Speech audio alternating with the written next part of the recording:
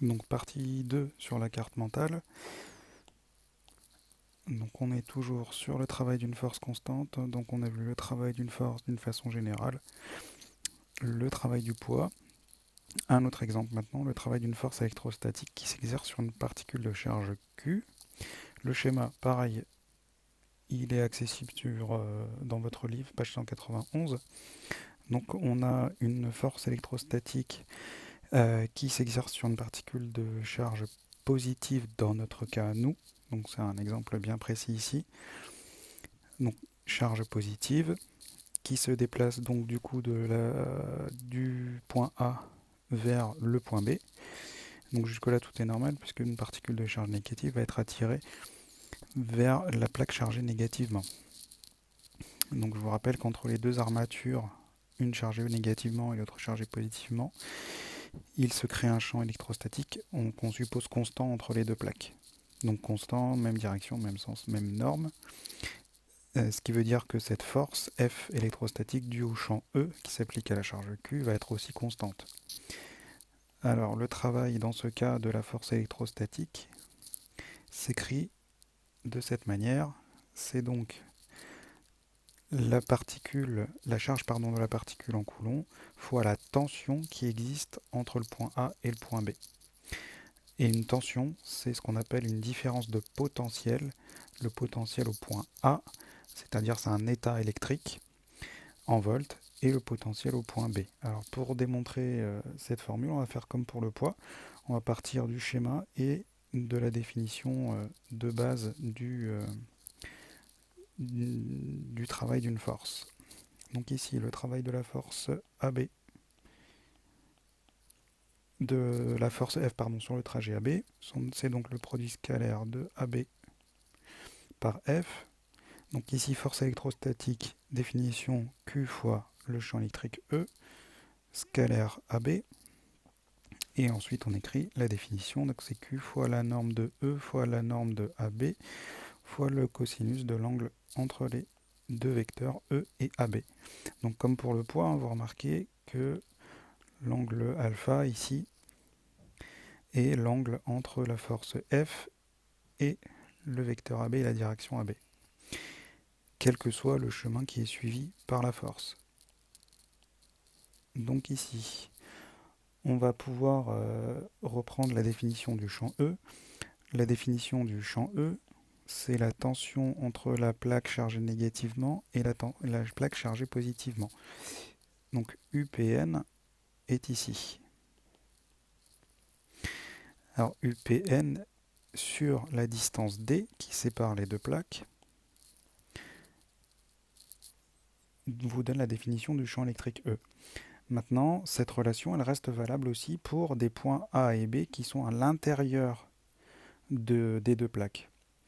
Donc ici, par exemple, vous allez pouvoir écrire que le champ E est aussi la tension entre le point A et le point B sur la distance qui sépare le point A et le point B. Donc ici, la distance qui sépare le point A du point B, c'est cette distance qui est ici, représentée ici par une distance L. Ici, vous voyez, comme pour le poids, nous sommes dans un triangle rectangle, ici, avec l'angle alpha, alors qu'on va retrouver ici, propriété mathématique, angle alterne interne.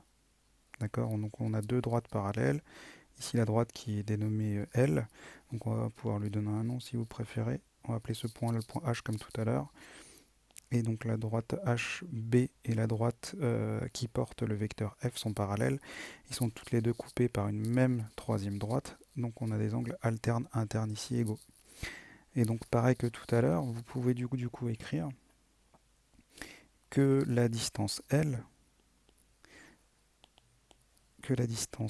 correspond finalement à AB cos alpha. Donc pour tout le monde, si je vais aller un petit peu vite ici, je vous réécris cosinus alpha, donc adjacent ici L sur hypoténuse AB.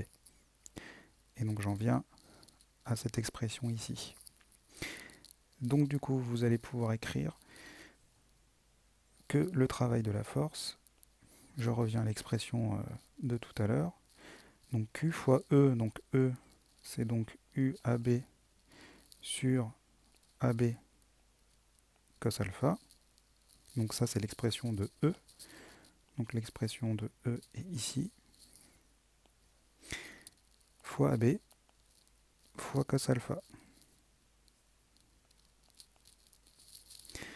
Donc ici, vous voyez que AB et cos alpha vont pouvoir se simplifier. Il va donc nous rester pour le travail de la force F électrostatique sur le trajet AB, UAB fois la valeur de la charge électrique. Donc voilà la démonstration pour obtenir le travail de la force électrostatique entre un point A et un point B. Et UAB, la définition, c'est le potentiel du point A, le potentiel électrique du point A, moins le potentiel électrique du point B. Et on en vient à l'expression qui est notée du coup ici. Donc ça, c'est pour une force électrique. Donc dans un champ électrostatique considéré uniforme, le travail de la force électrostatique sur une particule de charge Q se déplaçant de A à B ne dépend que des potentiels A et B. Donc tout à l'heure, le travail du poids ne dépendait que des altitudes des points A et B. Ici, on parlera des potentiels électriques. Donc on en revient à peu près à la même chose.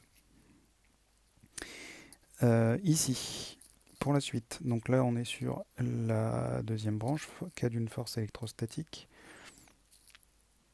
Donc je reprends sur la suite, donc le travail d'une force de frottement, cette fois-ci. Donc ici, donc sur par exemple une balle de golf en mouvement rectiligne, alors supposez ici sur un trajet de A vers B, puisqu'on vous donne le sens du mouvement. Donc sur le bilan des forces, vous avez sur la balle de golf son poids, la réaction du support normal et les forces normales au support et les forces de frottement opposées au mouvement. Donc sur le trajet AB, le travail des forces de frottement sera de valeur négative. Donc si on reprend très rapidement l'expression générale, donc le produit scalaire de F par AB, c'est donc F fois AB fois le cosinus de l'angle, on va l'appeler θ pour changer un petit peu, entre le vecteur F et le vecteur AB. Alors c'est là qu'il faut faire attention à la lecture, c'est l'angle entre le vecteur F et le vecteur AB. Donc c'est-à-dire que vous allez partir de F et vous allez aller jusqu'à AB. Donc faites bien attention à l'orientation des flèches. Et là vous remarquez que du coup θ vaut 180 degrés, ou pi si vous préférez, parce que vous avez tendance à beaucoup parler en radian. Donc dans notre cas à nous, cosinus de 180, ça nous fera moins 1. Et donc le travail des forces de frottement est négatif. Donc là, c'est la personne qui tirait le wagon dans l'exemple du cours qui empêchait le mouvement du wagon. Donc lors d'un mouvement rectiligne de longueur AB, le travail d'une force de frottement d'intensité constante est donné par moins F fois AB. Donc ici, je reparlerai dans quelques secondes des différents signes. Donc cas particulier d'une force de frottement, et d'une façon générale, je l'ai déjà dit pour le poids, mais vous pouvez rajouter une branche lorsque le travail d'une force est indépendant du chemin suivi, donc c'est-à-dire qu'il ne dépend que des positions du point de départ et du point d'arrivée, on dit que la force est conservative.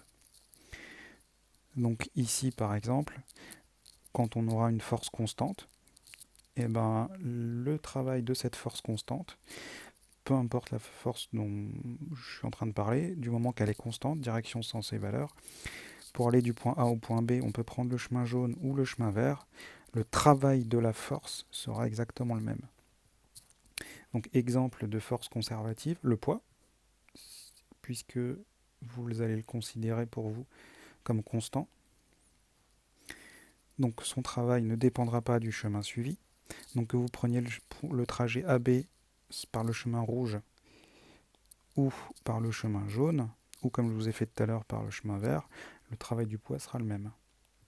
Autre exemple de force conservative, le travail de la force élastique, par exemple, lorsque vous avez un ressort, donc un ressort attaché à un mur, par exemple, avec un objet au bout, posé sur un support. Donc là, on suppose que le ressort est comprimé. Donc la force qui est exercée par le ressort sur l'objet est une force qui est dirigée dans cette direction et dans ce sens. Maintenant, si au contraire le ressort est allongé,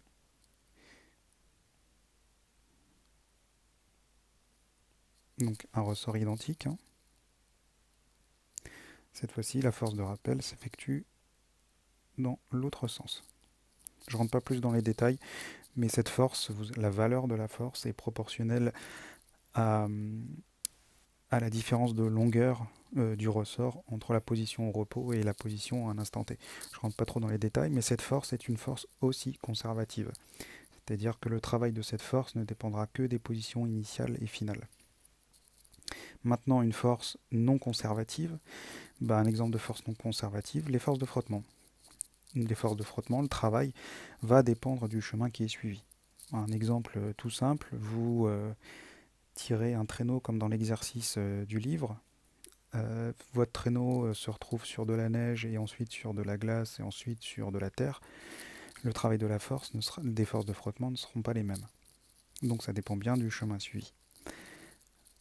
Autre force non conservative, la pression. La force de pression est aussi une force non conservative.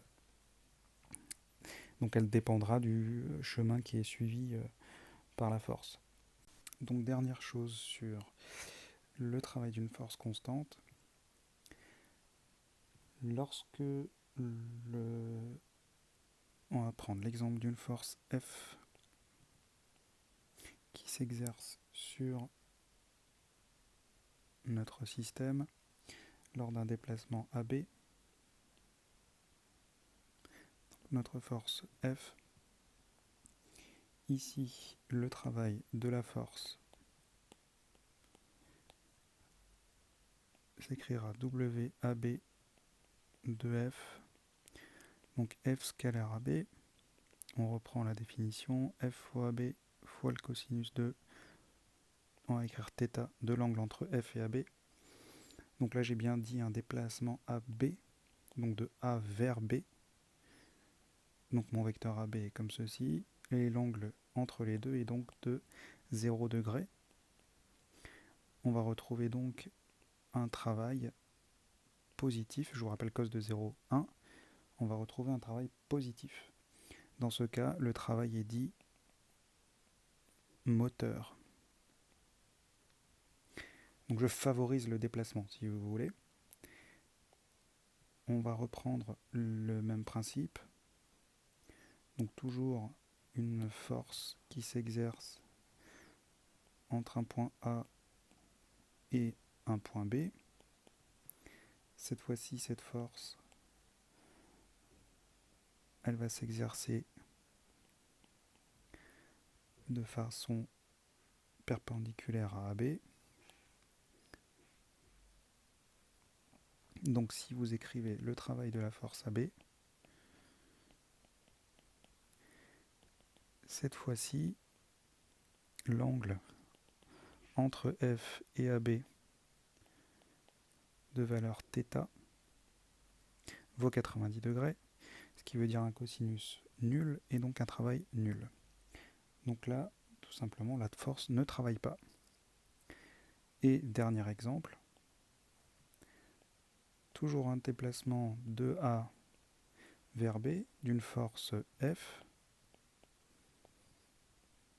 cette fois-ci qui a cette direction et ce sens. Donc le travail de A vers B de F, c'est donc F scalaire AB, F fois AB fois cosinus θ. Donc là, on regarde la valeur de l'angle, cette fois-ci. L'angle entre F et AB vaut 180 degrés, ce qui veut dire moins 1 pour le cosinus de 180 degrés. Et donc le travail est forcément négatif. Je vous rappelle qu'il est forcément ici positif, puisque F est une norme, AB est une norme, donc positive. Ici, F est une norme positive, AB est une norme positive, avec un signe moins, donc c'est forcément négatif. Ici, le travail sera dit résistant. Donc là, je m'oppose au déplacement de A vers B. Voilà, en ce qui concerne le travail, est-ce que vous devez retenir sur le travail. Dans la prochaine partie, on fera le lien avec l'énergie.